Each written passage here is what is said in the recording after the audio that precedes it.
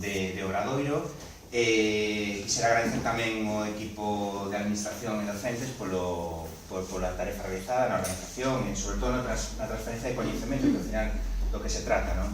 E tamén, por suposto, felicitar os concellos integrantes da Mancomunidade que ao final, pola súa proactividade, porque ao final, quero dicir, se os concellos non presentan propostas de proxectos e tal, pois nós non podemos, evidentemente, autorizalas e valoralas como debe ser. Entón, eso, felicitar os concellos.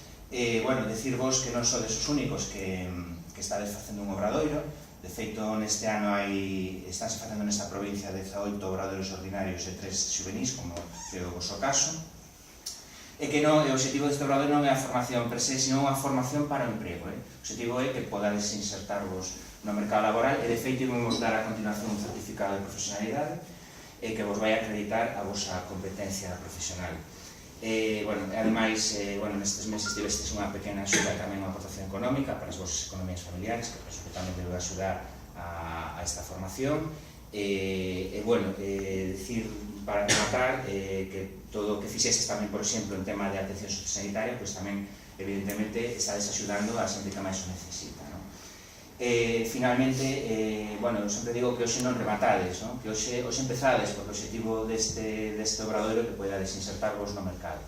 Despois tamén a Consellería, pois aquí está comigo, me acompaña o xefe do Servicio de Orientación, Rodrigo.